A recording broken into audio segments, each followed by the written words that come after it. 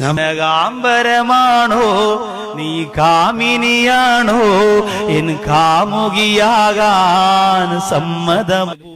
മുഖവാതിൽക്കൽ സ്നേഹം വിടർത്തുന്ന പൂന്തിങ്കളാകുന്നു ഭാര്യ. ഖുർആനിൽ ഒരു വചനമുണ്ട്, നിങ്ങൾ പ്രവർത്തിക്കാത്ത ഒന്നിനെ കുറിച്ച് നിങ്ങൾ സംസാരിക്കാൻ പാടില്ല.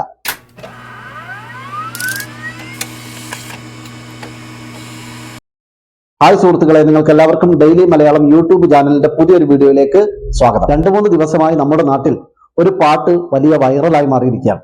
സോഷ്യൽ മീഡിയയിലേക്ക് കയറിയാൽ എല്ലാവരും ഈ പാട്ട് എടുത്തു വെച്ച് ട്രോൾ ചെയ്യുകയാണ്. അതല്ലെങ്കിൽ ഈ പാട്ടിനെ കുറിച്ചാണ് പലരും റിയാക്ഷൻ വീഡിയോ പോലും ചെയ്യുന്നത്. സംഭവം എന്താണെന്നുള്ളത് നിങ്ങൾക്ക് എല്ലാവർക്കും മനസ്സിലായിട്ടുണ്ടാകുമല്ലോ. ഒരു സമദ് സക്കാഫി അദ്ദേഹത്തിന്റെ വിവാഹവുമായി ബന്ധപ്പെട്ട് അദ്ദേഹത്തിന്റെ ഭാര്യയാകാൻ പോകുന്ന പ്രതിശ്രുത വധുവിന്റെ വീട്ടിൽ നടത്തിയ ഒരു പരിപാടി, ഒരു ബുർദ മജ്ലിസ്, അതിനോടനുബന്ധിച്ചിട്ടാണ് ഇങ്ങനൊരു പാട്ട് അവിടെ പാടിയത്. ആ പാട്ട് ഇതുവരെയും കേൾക്കാത്ത ചിലരെങ്കിലും ഉണ്ടാകുമല്ലോ. അവർക്ക് വേണ്ടി ആ പാട്ടിന്റെ കുറച്ച് ഭാഗം നമുക്കൊന്ന് കേട്ടു നോക്കാം.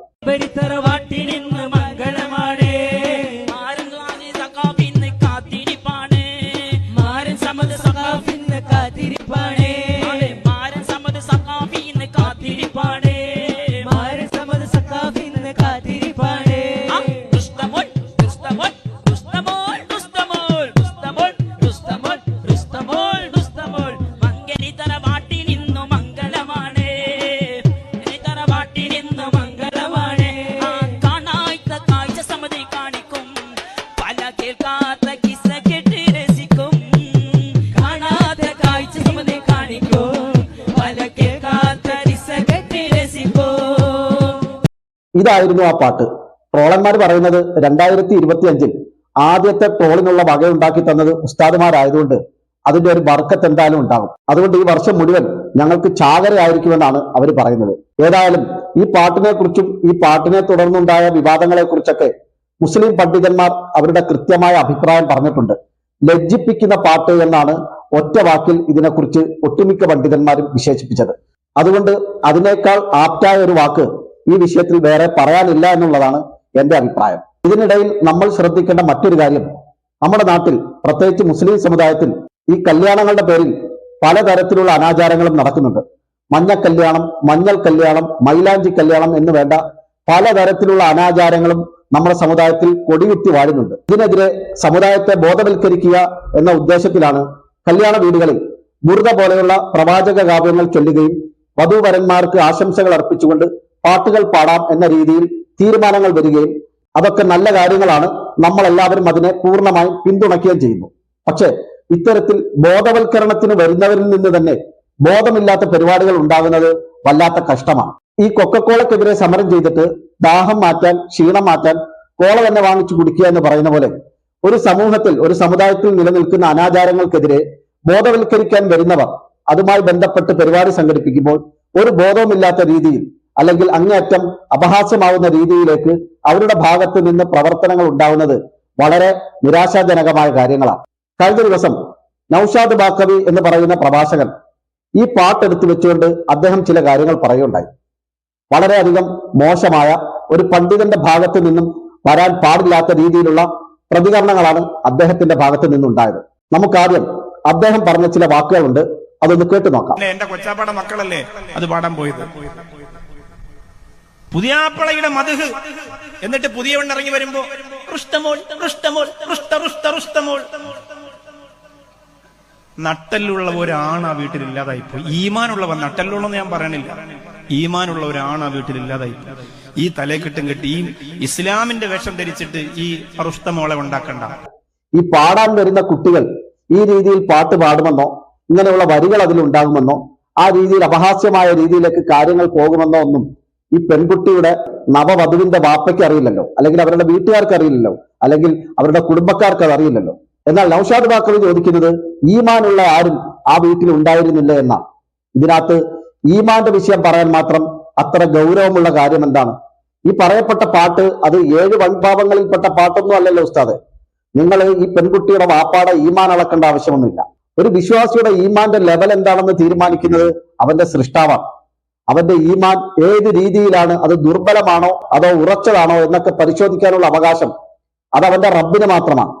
അല്ലാതെ ഏതെങ്കിലും ആളുകൾക്ക് ഒരു വിഷയം ഉണ്ടാകുമ്പോൾ ഒരു വിശ്വാസിയുടെ ഈമാൻ അളക്കാനോ അല്ലെങ്കിൽ ഈമാൻ ഉള്ളവരാരും അവിടെ ഇല്ലേ എന്നൊക്കെയുള്ള ചോദ്യങ്ങൾ ഉന്നയിക്കാനുള്ള ഒരവകാശവുമില്ല. അതോടൊപ്പം തന്നെ നൗഷാദ് ബാക്കവി പറയുന്നുണ്ട്, ഈ തലയെക്കെട്ടൊക്കെ കെട്ടി മുസ്ലിം പണ്ഡിതന്മാരുടെ വേഷത്തിൽ നിന്നുകൊണ്ട് മുഷ്താമോൾ പാട്ടുപാടി ആരും ഉണ്ടാക്കണ്ട. എന്തൊരു വാക്കാണ് ഉസ്താദെ ആ പറഞ്ഞത്, എന്ത് ഭാഷയാണ് നിങ്ങളുടേത്. സാധാരണ നിലയിൽ ചില ചാനൽ ചർച്ചകളിലൊക്കെ ഇരുന്ന ആളുകൾ പറയുന്നുണ്ട്, താങ്കൾ എനിക്കിട്ട് ഉണ്ടാക്കണ്ട, അല്ലെങ്കിൽ തന്റെ പാർട്ടിയും തന്റെ പാർട്ടിയുടെ സംസ്കാരവും ഞങ്ങളുടെ നെഞ്ചത്തോട്ട് കൊണ്ടുവന്ന് ഉണ്ടാക്കണ്ട. ഇത്തരം വാക്കുകളൊക്കെ ഈ പറയപ്പെട്ട രീതിയിൽ ചാനൽ ചർച്ചകളിലോ അല്ലെങ്കിൽ ഏതെങ്കിലും കവലകളിൽ ചട്ടമ്പികൾ പരസ്പരം വെല്ലുവിളിക്കുമ്പോഴോ ഒക്കെ ഉന്നയിക്കുന്ന വാക്കുകളാണ്. അതൊരു മുസ്ലിം പണ്ഡിതന്, അതും ഇസ്ലാമിക വേഷം ധരിച്ച് തലപ്പാവ് വെച്ച ഒരു പണ്ഡിതൻ പരസ്യമായി അത്തരം വാക്കുകൾ ഉപയോഗിക്കാൻ പാടുണ്ടോ? അപ്പോൾ ഉസ്താദും പറയുന്ന വാക്കുകളിൽ മിതത്വം പാലിക്കണ്ടേ? വാക്കുകളെ കുറിച്ച് ധാരണ ഉണ്ടാവണ്ടേ? പറയുന്ന വാക്കുകൾ സമൂഹത്തിൽ ഉന്നയിക്കാൻ പറ്റിയതാണോ, പ്രത്യേകിച്ച് ഒരു ഇൽമിന്റെ സദസ്സിൽ പറയാൻ പറ്റിയതാണോ എന്ന് ഉസ്താദും ആലോചിച്ചുറപ്പിച്ചതിന് ശേഷമല്ലേ അത്തരം വാക്കുകൾ മൊഴിയേണ്ടത്? ഖുർആനിൽ ഒരു വചനമുണ്ട്, നിങ്ങൾ പ്രവർത്തിക്കാത്ത ഒന്നിനെ കുറിച്ച് നിങ്ങൾ സംസാരിക്കാൻ പാടില്ല. അപ്പോൾ ഈ പാട്ടുമായി ബന്ധപ്പെട്ട് അതിനെ വിമർശിക്കുന്നു എന്ന രീതിയിൽ ഉസ്താദ് നടത്തിയ പദപ്രയോഗങ്ങൾ വളരെ മോശമായി പോയി. എപ്പോൾ എവിടെ വെച്ച് മരിക്കുകയാണെങ്കിലും ഞങ്ങളെല്ലാം ഈമാനോടുകൂടി മരിപ്പിക്കണേ റബ്ബേ എന്ന് വിളിച്ച് പ്രാർത്ഥിക്കുന്ന വിശ്വസിക്കുന്ന ഒരു വിശ്വാസി ഒരിക്കലും മറ്റൊരു വിശ്വാസിയുടെ ഈമാനെ ചോദ്യം ചെയ്യില്ല. അത്തരത്തിൽ അവന്റെ ഈമാന്റെ അളവെടുക്കാനുള്ള അളവുകോലുമായി ഒരു തരത്തിലുള്ള പ്രവർത്തികളും അവരുടെ ഭാഗത്ത് നിന്ന് ഉണ്ടാവാനും പാടില്ല. ഒരു വിവാദമുണ്ടാകുമ്പോൾ ആ വീട്ടുകാരുടെ ഈമാൻ അളക്കുന്ന നൗഷാദ് ബാക്കവി ആ വീട്ടിൽ വന്ന് പാട്ടുപാടിയ യുവ പണ്ഡിതന്മാരുടെ ഇസ്ലാമിക വേഷത്തെക്കുറിച്ച്, പണ്ഡിത വേഷത്തെക്കുറിച്ച്, അവരുടെ തലപ്പാവിനെ കുറിച്ചൊക്കെ ഓർമ്മിപ്പിക്കുന്ന ഉപദേശിക്കുന്ന നൗഷാദ് ബാക്കവിക്ക് അതിനുള്ള യോഗ്യതയുണ്ടോ എന്ന് കൂടി പരിശോധിക്കേണ്ടതുണ്ട്. നൗഷാദ് ബാക്കവി കേരളത്തിനകത്തും പുറത്തും നടത്തിയ ധാരാളം പ്രഭാഷണങ്ങളുണ്ട്. അതിൽ നിന്നും ഏറെ പ്രസക്തമായ ചില ഭാഗങ്ങൾ നമുക്കൊന്ന് കേട്ടു നോക്കാം. മാട്ടെ 4 മാസം തൂങ്ങമാട്ടെ മൂഞ്ചിപ്പാല് വീട്ടിൽ പോയി ചേരമാട്ടെ, എന്നോട് പറയാം മൂഞ്ചിപ്പാല് വീട്ടിൽ പോയി ചേരമാട്ടെ. കാമ്പരമാണോ നീ കാമിനിയാണോ എൻ കാമുകിയാകാൻ സമ്മതം? പൂമുഖവാതിൽക്കൽ സ്നേഹം വിടർത്തുന്ന പൂന്തിങ്കളാകുന്നു ഭാര്യ. കുറുക്കി വെച്ച പാലാണോ കാനനവനിയിലെ തേനാണോ? കാമിനി നെഞ്ചിരിയേതാണ്, പറയൂ നിൻ മനസ്സിൽ നിന്നെന്താണ്? ഒരു ചെറുപ്പക്കാരൻ നിന്ന് കരഞ്ഞതാ, സങ്കടം മൂത്ത് ചെവിന്ന് എടുത്തിട്ടെടുത്ത് എന്റെ ചെവി വെച്ചപ്പോ ഞാൻ വിചാരിച്ചു നരകത്തിൽ വന്ന് കരയുമായിരിക്കുന്ന. അപ്പൊ കരഞ്ഞെന്താന്നറിയോ? മുല്ലപ്പൂവെള്ളമുത്ത്. അത് കേട്ടിട്ട് കരഞ്ഞതാ, സഹിക്കാൻ വയ്യ. ഏതോ ലൈൻ പൊളിഞ്ഞതിന് പള്ളിയുടെ കടയിലെ സ്വർഗപ്പൂമയിലേ അവിടെ മുതൽ തുടങ്ങി ലൈലാ ലൈലാ നീയൻ കൽബാ. ഇതെല്ലാം കഴിഞ്ഞ് അഴകിയ ലൈല അടിപൊളി മൈലാന്ന്. ഇതൊക്കെ എന്ത് തരം വാലുപറച്ചിലാണ് ഉസ്താദെ? സമദ് സക്കാഫിയുടെ വിവാഹവുമായി ബന്ധപ്പെട്ട് കുറച്ചു കുട്ടികൾ വന്ന് പാടിയ പാട്ടിൽ പറഞ്ഞ വരികളേക്കാൾ എത്രയോ ലജ്ജാകരമാണ്, എത്രയോ മോശമാണ് ഒരു ഇൽമിന്റെ വേദിയിൽ താങ്കൾ പാടുന്ന സിനിമാ പാട്ടുകൾ. ഇൽമ് പറഞ്ഞു കൊടുക്കുന്ന വേദികളിൽ റഹ്മത്തിന്റെ മലക്കുകളുടെ സാന്നിധ്യമുണ്ടെന്നാണ് വിശ്വാസികളുടെ വിശ്വാസം. അത്തരം വേദികളിലാണ് ഒരു കൂസലുമില്ലാതെ ഉസ്താദ് സിനിമാ പാട്ടൊക്കെ പാടി നല്ല താളത്തിൽ നീട്ടിപ്പരത്തി പ്രസംഗിക്കുന്നത്. താങ്കളുടെ ഏതൊരു പ്രഭാഷണവും തുടങ്ങുമ്പോൾ അതിന്റെ തുടക്കത്തിൽ ആ സ്ഥലത്തെ തലയെടുപ്പുള്ള പണ്ഡിതന്മാരാരെങ്കിലും വന്ന് അവിടെ ഒരു ഫാത്തിഹ ഓതി ദുആ ചെയ്തതിനു ശേഷമാണ് ഈ വാല് പറയാൻ തുടങ്ങുന്നത്. അങ്ങനെ വളരെ പവിത്രമായി തുടങ്ങുന്ന ഒരു സദസ്സിലാണ് ഉസ്താദ് ഒരു കൂസലുമില്ലാതെ സിനിമാ പാട്ടൊക്കെ എടുത്തു വെച്ചുകൊണ്ട് വലിയ രീതിയിൽ വാല് നടത്തുന്നത്, പ്രഭാഷണം നടത്തുന്നത്. വിശ്വാസികളെ സംബന്ധിച്ചിടത്തോളം ഇൽമിന്റെ സദസ്സുകൾ, പ്രസംഗത്തിന്റെ വേദികൾ എന്ന് പറയുന്നത് മാനസികമായ സന്തോഷം നൽകുന്നതും സംതൃപ്തി നൽകുന്നതുമായ ഒന്നാണ്. കാരണം ആ വേദിയിൽ പറയപ്പെടുന്നത് ഇസ്ലാമിന്റെ വിധിവിലക്കുകളെ കുറിച്ചാണ്, ഇസ്ലാമിന്റെ ചരിത്രത്തെ കുറിച്ചാണ്. ഖുർആനിലെ ആയത്തുകളും ഹദീസിലെ വാക്കുകളും എടുത്തു വെച്ചുകൊണ്ട് വിശ്വാസികൾക്ക് പരലോക വിജയത്തിന് ആവശ്യമായ വഴികൾ വെട്ടിക്കൊടുക്കുന്ന അറിവുകളാണ് അത്തരം വേദികളിലൂടെ വിശ്വാസികൾക്ക് കിട്ടുന്നത്. അത്രത്തോളം പവിത്രമായ പാരമ്പര്യമുള്ള ഒരു വേദിയിൽ നിന്നുകൊണ്ടാണ് ഉസ്താദ് സിനിമാ പാട്ടൊക്കെ പാടി താളത്തിൽ വായി തോന്നുന്നതൊക്കെ പ്രസംഗം എന്ന രീതിയിൽ ഛർദ്ദിച്ചു വെക്കുന്നത്. എത്രയെത്ര തലയെടുപ്പുള്ള പണ്ഡിതന്മാർ ഇസ്ലാമിക വേദികളിൽ, പ്രഭാഷണ വേദികളിൽ തിളങ്ങി നിന്ന കാലം നമുക്കുണ്ടായിരുന്നു. ജനങ്ങളെ വാലിന്റെ സദസ്സിലേക്ക് ആകർഷിക്കുന്ന രീതിയിൽ മനോഹരമായി ദീനിനെ കുറിച്ച് പറഞ്ഞു കൊടുക്കാൻ കഴിവുണ്ടായിരുന്ന എത്രയെത്രയോ പണ്ഡിതന്മാർ നമ്മുടെ നാട്ടിൽ ജീവിച്ചിരുന്നു. അവരിൽ നിന്നൊക്കെ തികച്ചും വ്യത്യസ്തമായ ഒരു പ്രസംഗ ശൈലിയും പ്രസംഗ രീതിയും, അവരാരും പറയാത്ത രീതിയിലുള്ള കാര്യങ്ങളൊക്കെ പറഞ്ഞുകൊണ്ടാണ് ഉസ്താദിനെ പോലെയുള്ളവർ പ്രസംഗ വീതികൾ കീഴടക്കിക്കൊണ്ടിരിക്കുന്നത്.